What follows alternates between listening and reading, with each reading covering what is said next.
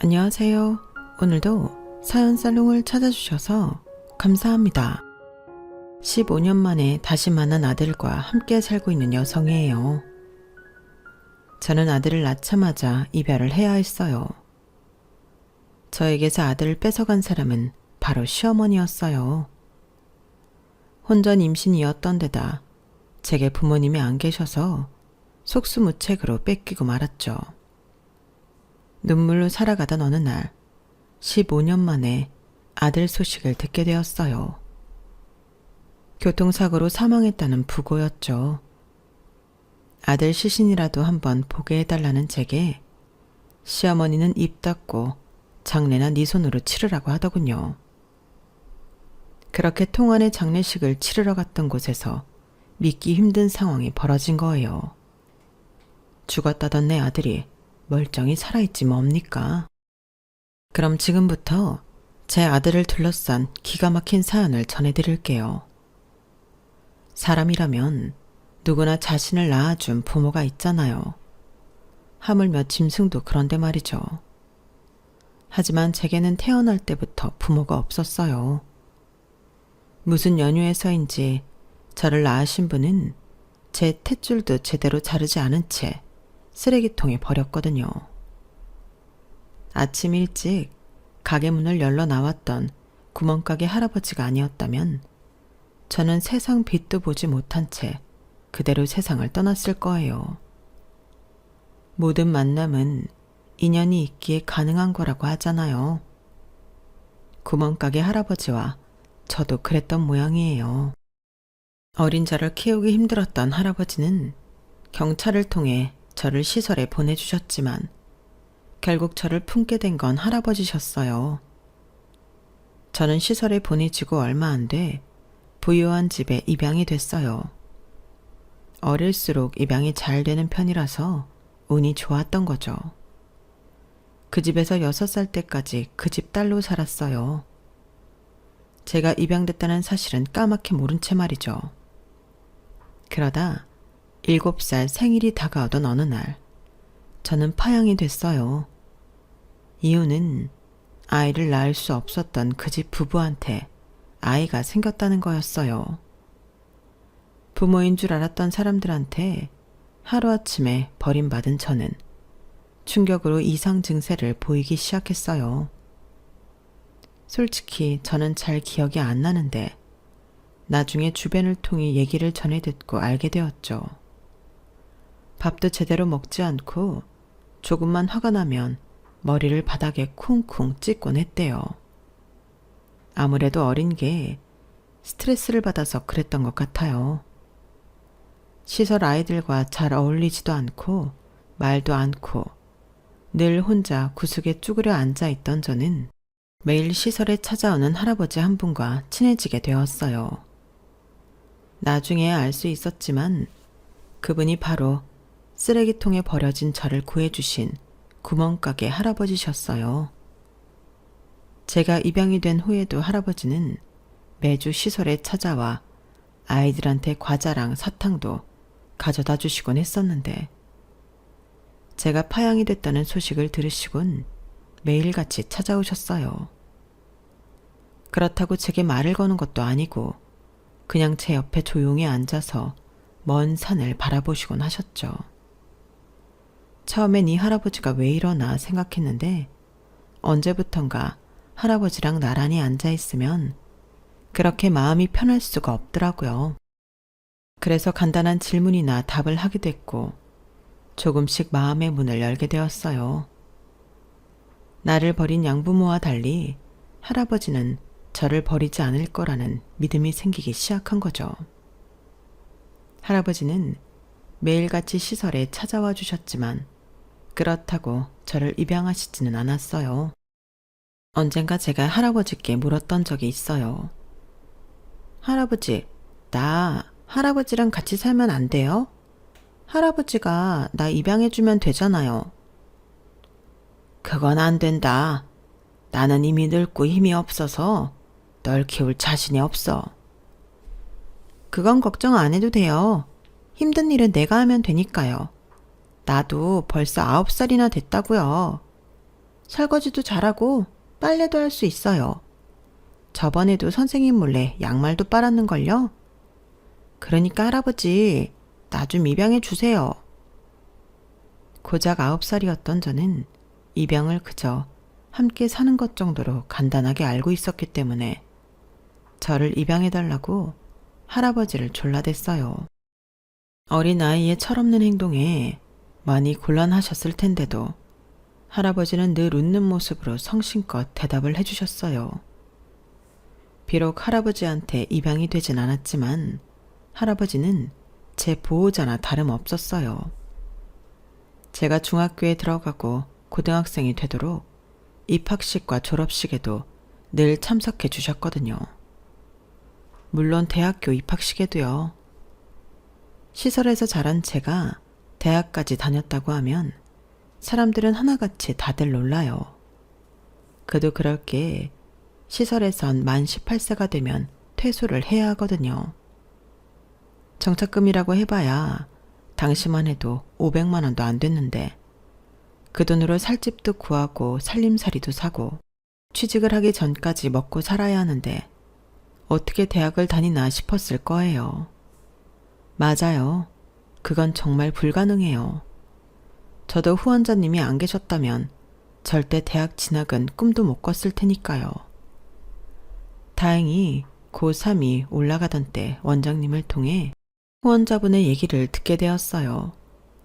제가 대학에 합격만 한다면 등록금 일체를 대주겠다고요.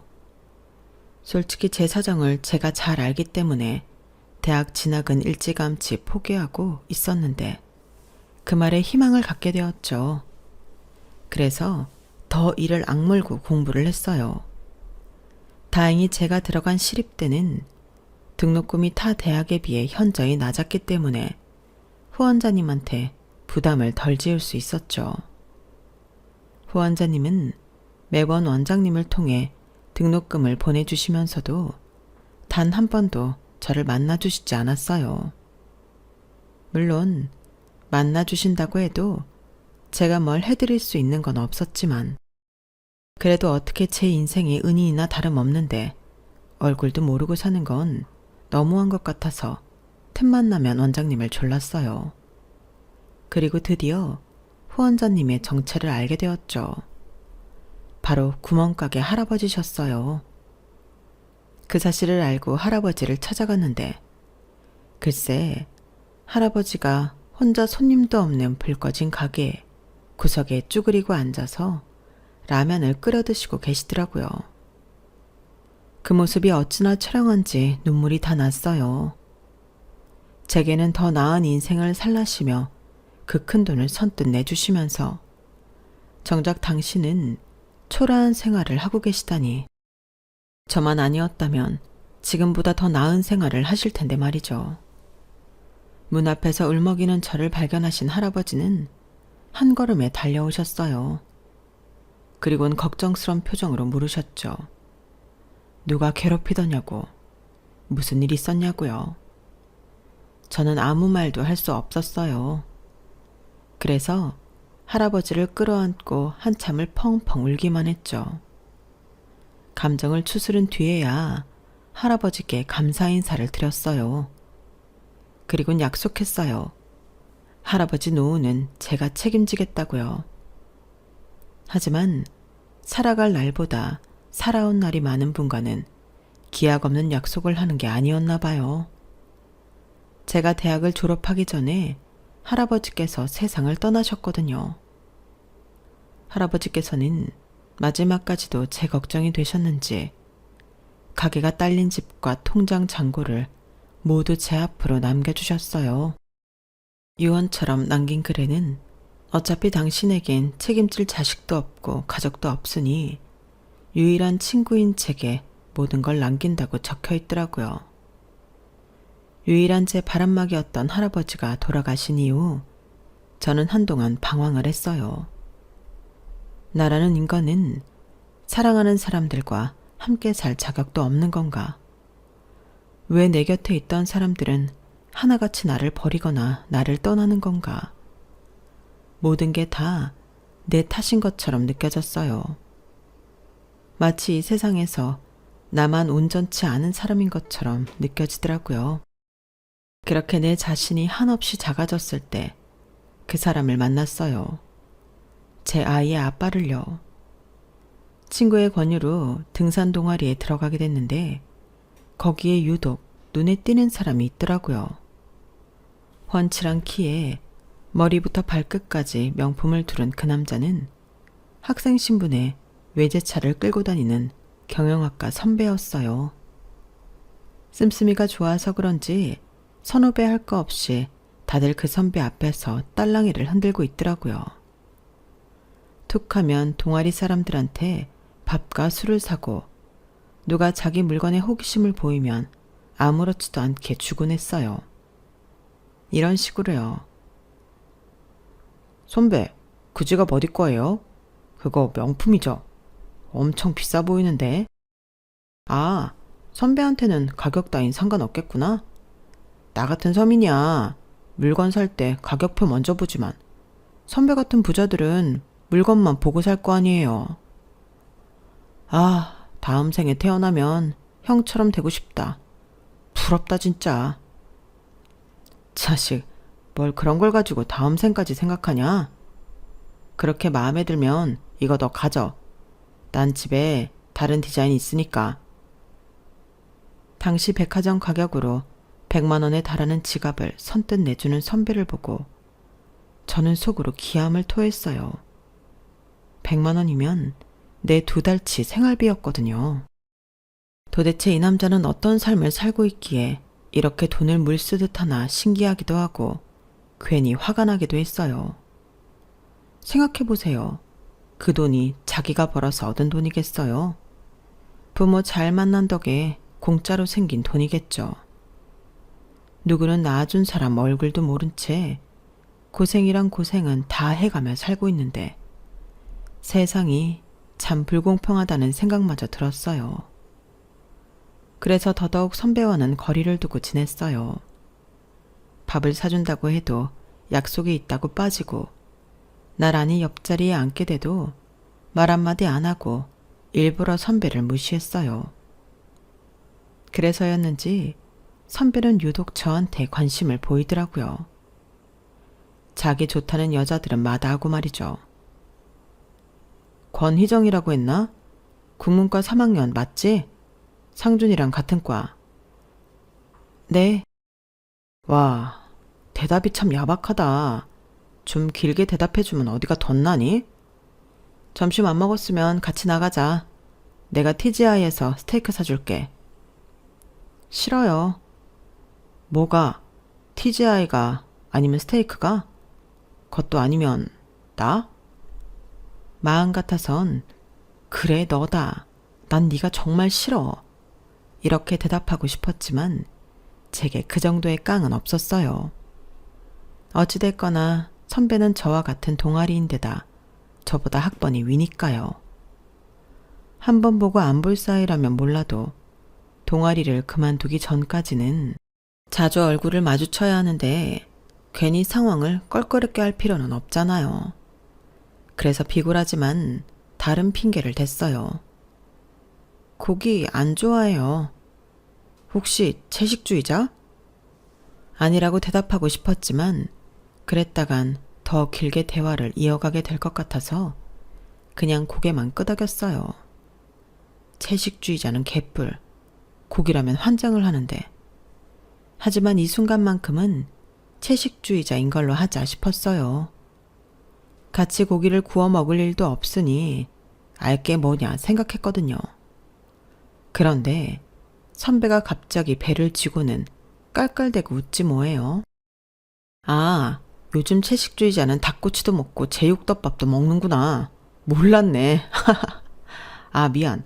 실은 내가 학교 근처 분식집이랑 김밥 천국에서 널 몇 번 봤거든. 동아리방에선 늘 말도 없고 표정도 안 좋길래 원래 그렇게 우울한 성격인가 했는데 친구들끼리는 잘 웃고 말도 잘하더라. 그래서 식당에 네가 있을 때마다 주의 깊게 보곤 했어. 한마디로 희정이 네가 오늘 갑자기 채식주의자가 되기로 한 건 나 때문인 거지? 싫어하는 건 고기가 아니라 나인 거고. 저는 너무 창피해서 얼굴이 빨갛게 달아올랐어요. 대답도 못하고 고개만 푹 숙이고 있었는데 선배가 그러는 거예요. 그런데 어쩌나? 난 희정이 네가 마음에 드는데. 아무래도 내가 변태인가 봐. 나 싫다는 사람한테 애정이 더 생기는 말이야. 권희정, 그럼 이렇게 하면 어떨까? 넌 계속 날 싫어해. 내가 사주는 밥 먹고 내가 사주는 옷도 입고 구두도 신고 백도 메고 나랑 데이트도 하면서 계속 날 싫어하라고. 난 내 방식대로 널 좋아할 테니까. 어때? 꽤 현명한 방법이지? 이게 무슨 개벽다귀 같은 소리인지 어이가 없어서 황당한 표정으로 쳐다봤어요. 그랬더니 제 손목을 잡고는 어디론가 끌고 가지 뭐예요. 선배 손에 이끌려 선배 차에 타게 된 저는 난생 처음 가보는 근사한 레스토랑에서 스테이크를 먹게 되었어요. 안 먹고 가겠다고 했더니 그럼 스테이크는 쓰레기통으로 들어가게 될 거라고 협박을 하지 뭐예요. 그 비싼 스테이크를 버리는 게 아까워서 할 수 없이 먹었죠 뭐. 맛은 있더라고요. 스테이크를 개눈 감추듯 먹어치운 저는 아르바이트가 있어서 먼저 일어나 보겠다고 했어요. 그랬더니 기어이 제가 일하는 카페 앞까지 차를 태워주지 뭐예요. 사람들 시선을 한눈에 끄는 값비싼 수입차로 말이죠. 카페에 들어갔더니 사장님과 알바생들이 제게 꼬치꼬치 캐묻기 시작했어요. 저 남자 누구야? 방금 타고 온 차 재규어 맞지? 와, 난 저 차를 잡지에서나 봤지. 실제로 보는 건 처음이야. 너 저 남자랑 사귀는 거야? 언제부터? 그런 거 아니에요. 그냥 동아리 선배예요. 선배는 무슨, 아까 그 남자 눈빛 보니까 하트가 숑숑 나오던데? 이야, 얌전한 고양이 부뚜막에 먼저 올라간다더니 희정이 네가 그럴 줄은 몰랐다. 제법이야 아주. 원치 않는 스테이크를 얻어먹고 원치 않는 차 한번 올라탔다가 저는 하루아침에 반란 까진 고양이가 돼버렸어요. 선배는 학교에서도 남들이 의심할 만한 행동을 해댔어요. 제게 명품백을 사다 안기거나 제가 수업을 듣는 강의실까지 와서는 요망한 눈빛을 쏘아대며 누가 들어도 둘이 사귄다고 생각할 만한 말들을 해댔거든요. 결국 얼마 지나지 않아 저희는 과는 물론 동아리 사람들 사이에 저와 선배가 사귄다는 소문이 퍼지고 말았어요. 그 바람에 저는 그동안 선배를 호시탐탐 노리던 여학생들한테 공공의 적이 돼버리고 말았죠.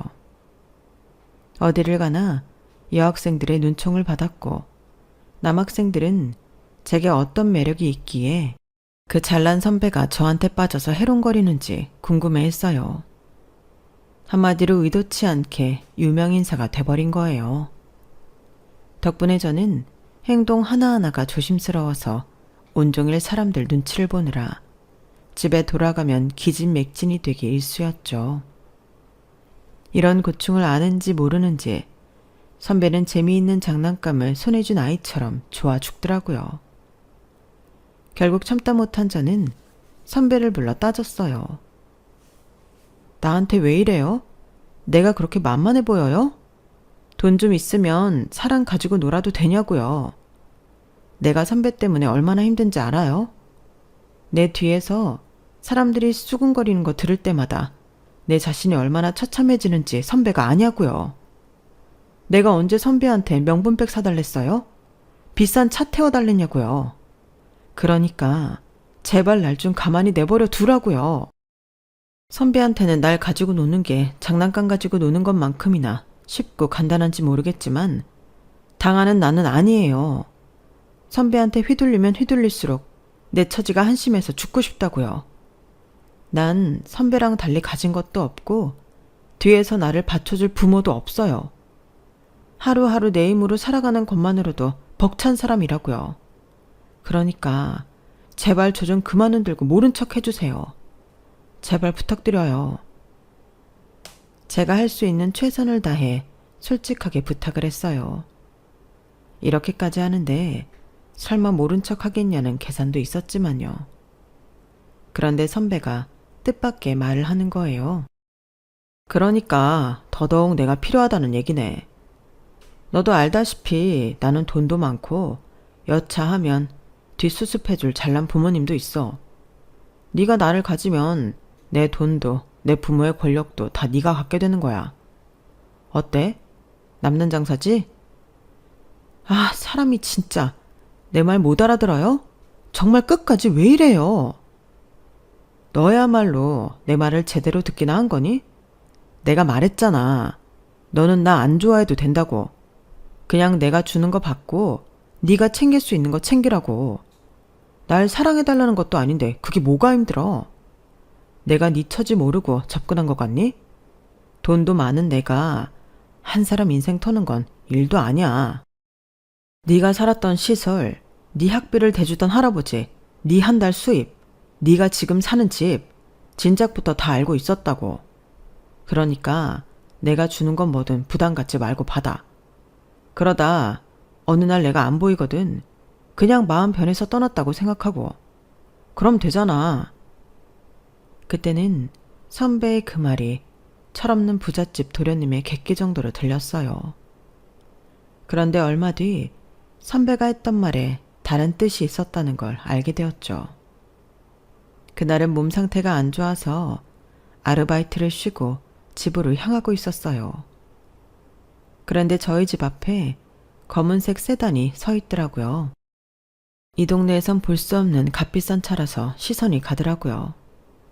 그런데 그때 차문이 열리더니 잘 차려입은 중년 여성이 나오는 거예요.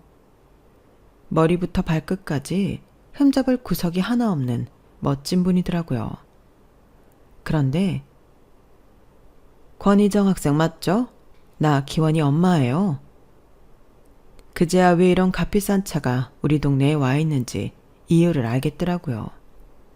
기원이는 선배 이름이었거든요. 그리고는 이내 머릿속에 떠오르는 장면이 있었어요. 아침 드라마에서나 볼 법한 그런 그림이요. 가난한 여자에게 돈 봉투를 내던지며 이거나 먹고 우리 아들한테서 떨어져 같은 흔해 빠진 레퍼토리요. 만약 진짜 그런 일이 일어난다면 돈 봉투를 받아야 하나 말아야 하나 살짝 고민이 됐어요.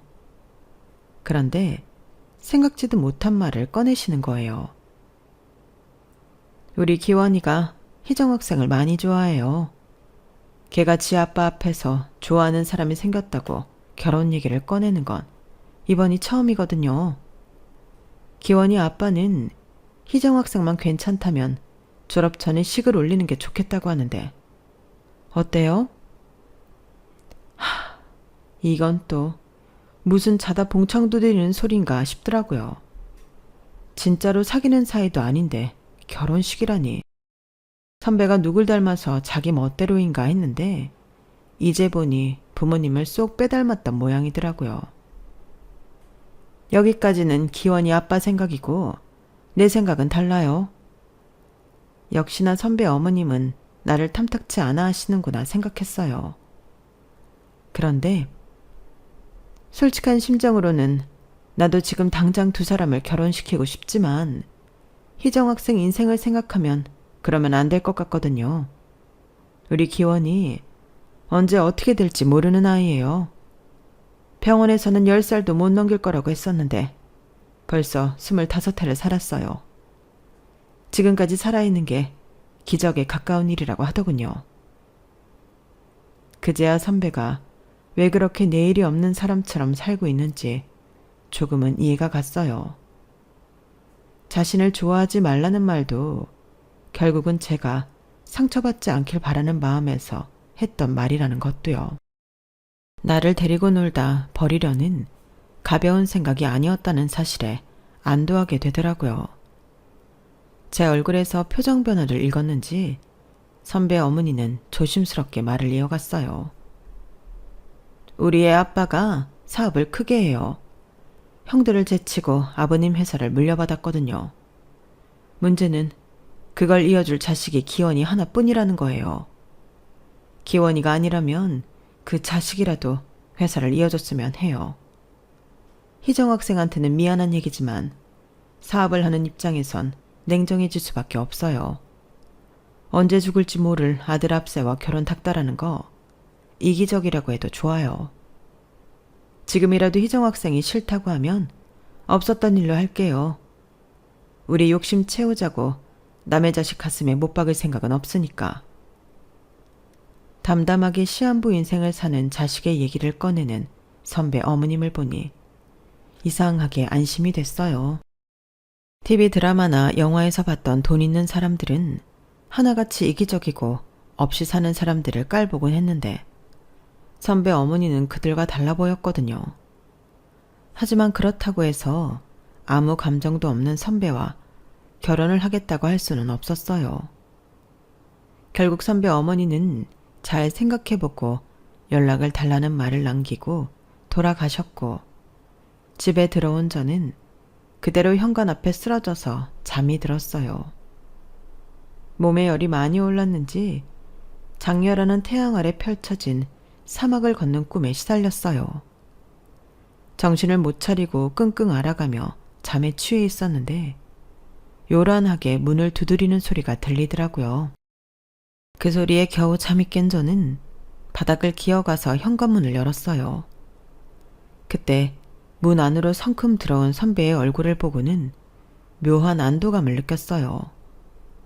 지금까지 선배를 통해 느끼지 못했던 그 감정은 어쩌면 내내 가슴속에 억눌러 왔던 외로움과 사람에 대한 그리움이었는지도 모르겠네요.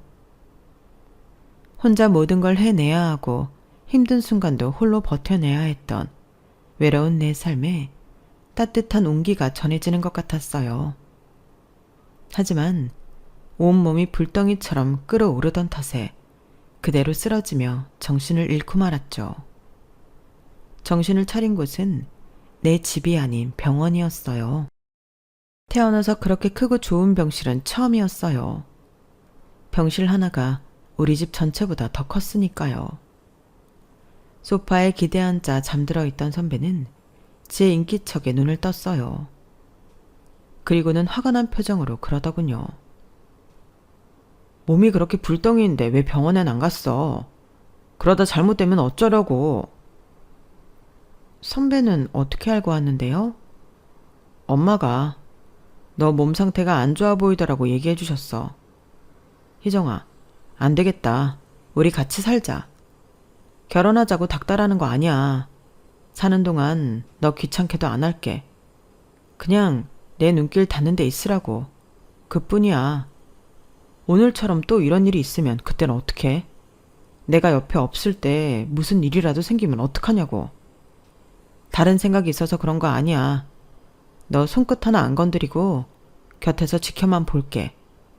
네가 싫다는 건 아무것도 안 할 테니까 제발 그렇게 하자. 네 옆에만 있게 해달라고. 그날 선배는 확실히 달랐어요. 늘 사람 약을 올리듯 장난처럼 말하던 선배였지만 그날 선배의 눈빛은 간절함이 묻어 있었거든요. 내가 많이 약해진 탓이었는지 사람의 온기가 그리웠던 탓인지 모르겠지만 결국 선배의 제안을 받아들이고 말았어요. 그렇게 동거를 시작하게 되었죠. 그런데 피 끓는 청춘을 한 집안에 몰아넣었는데 아무 일이 생기지 않을 리가 있나요? 손끝 하나 건드리지 않겠다는 선배의 약속은 일찌감치 물 건너갔고 제가 있는 곳이면 어디든 다가와 제 옆에 찹쌀떡처럼 붙어 앉았어요. 열이 떨어진 지가 언젠데 툭 하면 열을 잰다는 명목하에 이마며 얼굴을 손바닥으로 부벼대는데 고아인 저보다도 정에 굶주린 사람 같았다니까요. 학교는 물론이고 제가 교생 실습을 나가는 중학교와 아르바이트를 하는 카페까지 매일같이 출근 도장을 찍으며 운전기사 노릇까지 했어요. 이러니 제가 사람들한테 우리는 아무 사이 아니라고 항변을 해봤자 거짓말로 들릴 뿐이었죠. 그렇게 반년 가까이 동거를 이어갔고 이제는 선배의 스킨십이 거슬리지 않을 정도로 자연스럽게 받아들이게 됐어요. 결국 함께 산 지 1년도 안 돼서 우리는 연인 사이가 돼버렸죠. 그러다 우리 아들도 만들게 되었고요. 임신 사실을 알게 된 건 졸업을 앞두고 한창 임용고시를 준비할 때였어요. 평소 가리는 음식 없이 잘 먹던 저였는데 이상하게 음식 냄새만 맡으면 속이 울렁거리고 내 몸이 내 몸 같지 않아서 약국에 약을 지으러 갔는데 약사가 뜬금없이 마지막 생리는 언제 했냐고 묻더라고요. 원래 생리 불순이라고 했더니 테스터기를 내밀더라고요. 임신일지 모르니까 약 먹기 전에 테스트부터 해보라고요. 그때까지만 해도 약사가 오버하는 거라고 생각했었는데 테스터에 붉은 줄 2개가 선명하게 떠오르는 걸 보고는 바닥에 철퍼덕 주저앉고 말았어요. 그 순간 아이가 생겼다는 기쁨보다는 현실적인 걱정이 먼저 밀려오더라고요. 아직 결혼도 안 한 상태고 무엇보다 얼마 안 남은 임용고시가 걱정이었어요. 임용고시에 합격한다 해도 출산을 하게 되면 바로 교사 일을 하기 힘들 거고 이래저래 걱정되는 일이 한두 개가 아니었죠. 잠깐이기는 했지만 선배한테는 비밀로 하고 아이를 치울까 하는 생각도 했어요. 하지만 그건 못하겠더라고요. 그래서 선배한테 임신 사실을 전했더니 이 남자가 글쎄 펑펑 울지 뭐예요. 그날 밤 선배 전화를 받고 저희 집으로 달려오신 선배 부모님도 제 임신 소식에 눈시울을 붉히시더라고요. 기특하다며 제 손을 잡고 기뻐하시는 모습을 보니 이런 게 가족인 건가 싶었어요. 난생 처음 느껴보는 따뜻한 분위기에 취해 앞으로 다가올 시련은 생각조차 하지 않았죠. 일단 휴학을 하고 출산한 뒤 다시 복학해 임용고시를 치르라는 선배 아버님 말씀에 따라 학교에 휴학계를 냈어요. 그리곤 태교에 전념하게 되었죠. 좋은 것만 보고 좋은 것만 먹으라는 어머님 말씀에 따라 과일이며 채소, 소고기도 최고급으로만 먹어야 했어요. 내 인생에 이런 호사가 또 언제 있을까 싶더라고요. 임신 전에도 강아지 따라다니듯 저를 따라다니던 선배는 이제 아예 암수 한 몸처럼 제 옆에 착 달라붙어 다녔어요. 모기나 개미 같은 작은 곤충도 마치 인류를 위협할 만한 거대한 적인 것처럼 호들갑을 떨며 제 옆에 얼씬도 못하게 막아주었고 식사량이 조금만 줄어도 몸에 이상이 있는 거 아니냐며 병원에 가자고 난리였어요. 가끔 자다가 눈을 떠보면 제 옆에서 지그시 저를 바라보고 있는 선배와 눈이 마주치곤 했죠. 평생 받아보지 못한 사랑은 한꺼번에 몰아서 받고 있다는 생각이 들 정도로 하루하루가 버거울 만큼 행복하고 고마웠어요. 이게 꿈이라면 영원히 깨지 않기를 바랄 정도로요. 하지만 그래서일까요? 정작 인생에서 가장 행복해야 할 순간에 저는 모든 걸 다 잃고 말았어요. 제가 분만실에서 10시간 넘게 산통과 싸우고 있던 그때 선배는 생사를 넘나들고 있었더라고요. 그동안 제가 걱정할까봐 아픈 티도 안 냈던 선배는 엄청난 통증을 진통제 하나로 버텨왔던 거예요. 긴 산통 끝에 아이를 출산했는데 선배는 물론 선배 부모님조차도 코빼기를 보이지 않더라고요. 대신 선배 어머님이 보낸 도우미 아주머니 한 분이 제 곁을 지켜주셨어요. 선배한테 무슨 일이 생겼을 거라는 생각을 꿈에도 하지 못했던 저는 혹시 이대로 버려지는 게 아닌가 덜컥 겁이 나기 시작했어요. 양부모한테 파양을 당할 때도 이런 식이었으니까요. 또다시 버려질지도 모른다는 공포에 밥도 제대로 넘어가지 않고 눈물만 하염없이 흘러내렸어요. 도대체 내가 뭘 잘못했길래 또다시 버려진 건지 아무리 이유를 찾으려 해도 찾을 수가 없었어요.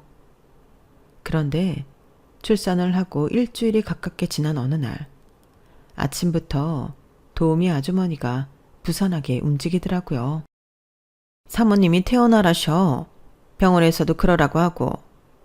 일단 짐은 내가 다 싸뒀으니까 아침 먹고 바로 퇴원하자고. 선배는요? 선배는 왜 안 온대요? 내가 애 낳은 건 알긴 한데요.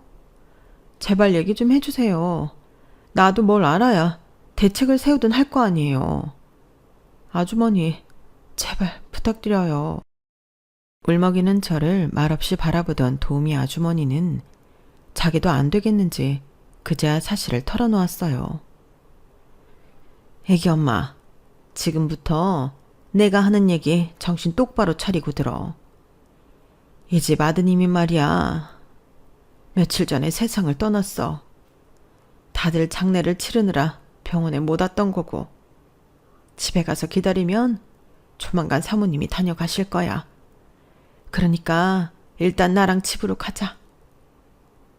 아주머니의 말이 채 끝나기도 전에 저는 악을 쓰며 절규했어요. 선배가 죽었다는 사실이 믿기지 않았거든요. 나는 아직 선배를 떠나보낼 준비가 안 됐는데 나랑 아기만 두고 가면 어떡하냐고 미친년처럼 고래고래 소리를 지르며 울어댔죠. 얼마나 그렇게 울었는지 울다가 정신을 잃고 말았어요. 그리고 정신이 들었을 땐 청천벽력 같은 소식을 접하게 되었죠. 우리 애를 왜 어머님이 데리고 가요? 그 아이는 내 아이예요. 내가 엄마라고요. 당장 데려오세요.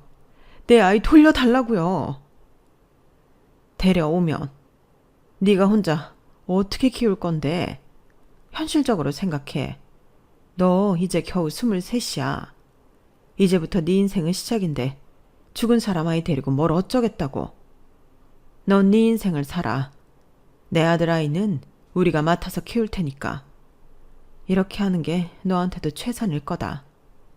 비록 혼인신고는 하지 않았지만 기원이 마지막 부탁도 있고 하니 앞으로 너 먹고 살 길은 마련해 주마. 하지만 지금 이 순간부터 아이를 볼 생각은 하지 마. 그게 네 아들을 위한 일이니까. 네가 이 약속만 지켜준다면 내가 반드시 네 아들을 너한테 돌려줄게. 그러니까 내 말 듣고 기다려. 선배 어머니는 그렇게 제게서 아들을 뺏어갔어요. 저는 도우미 아주머니와 함께 선배랑 함께 살던 집으로 돌아왔고요. 선배와 함께 꾸몄던 아이방은 주인을 맞아보지도 못한 채 굳게 닫혀버렸어요. 그 집에서 저는 한 달 남짓 지내다가 들어갈 때 가져갔던 옷가방을 들고 몰래 집을 나왔어요.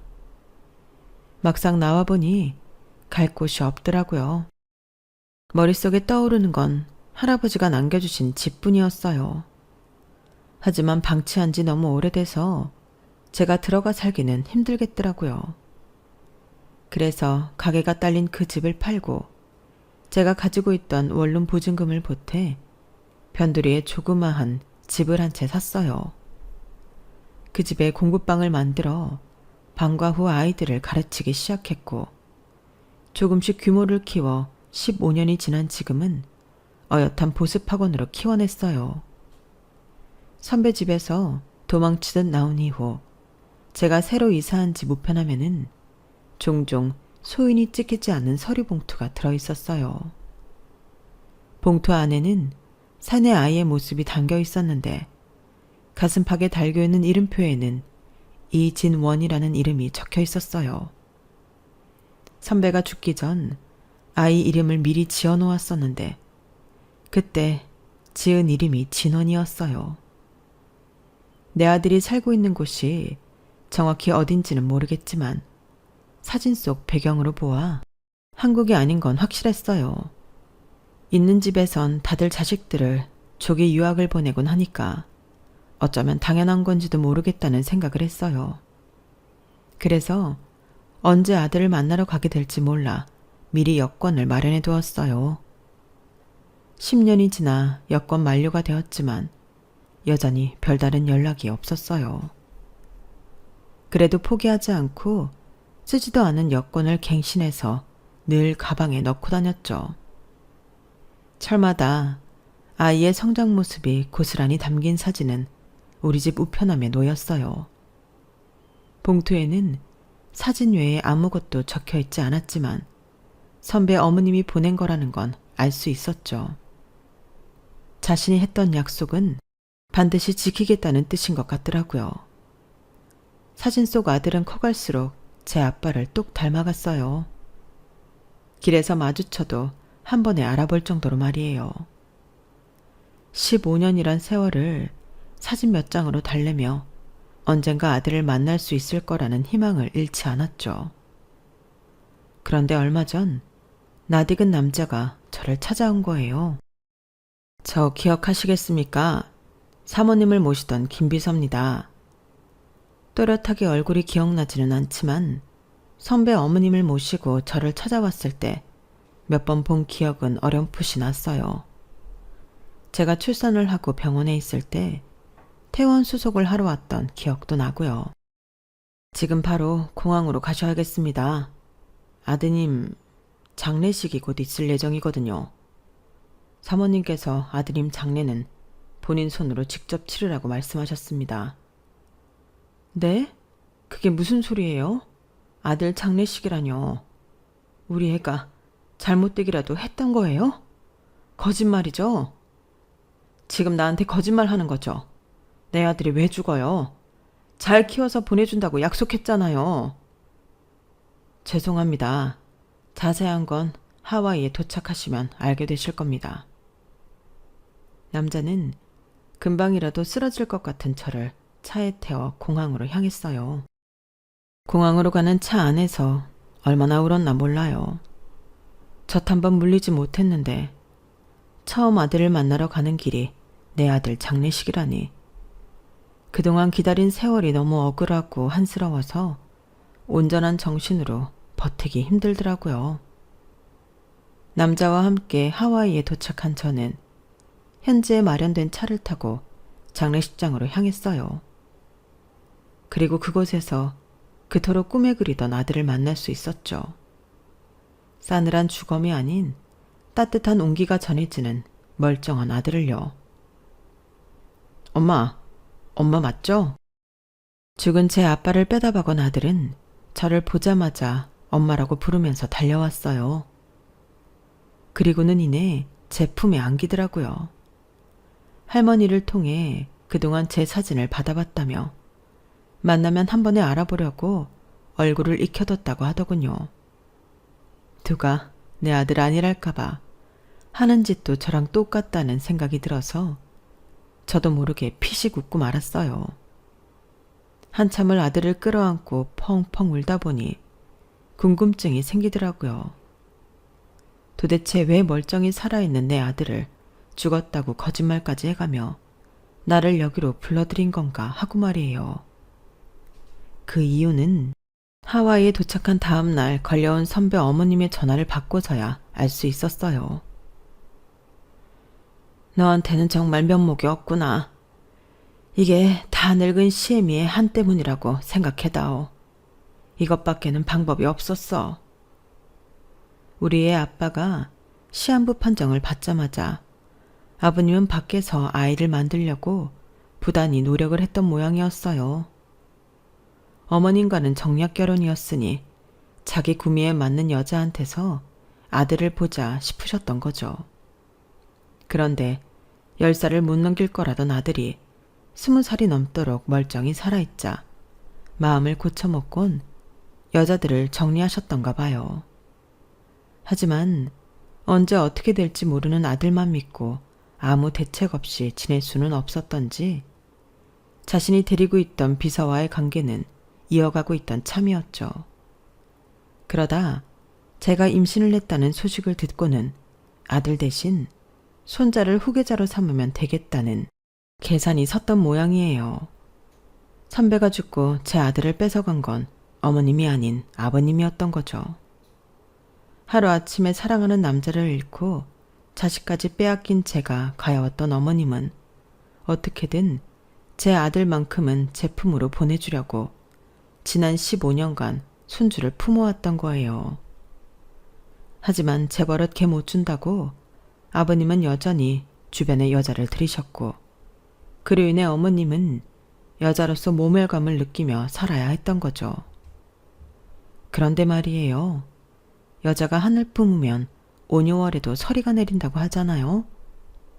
어머님은 아버님께 복수하기 위해 칼을 갈아오셨고 아버님이 암이 재발해 더는 회생 불가한 순간이 되자 기다렸다는 듯이 복수를 한 거예요. 다 죽어가는 남편한테 하나뿐인 손자의 부고를 전하는 걸로요. 비서실에서 눈치챌 걸 고려해 엄마인 나까지 속여가며 하와이로 데려오는 수고까지 감내하면서 말이죠. 이날을 기다리며 그 긴 세월을 버텼어.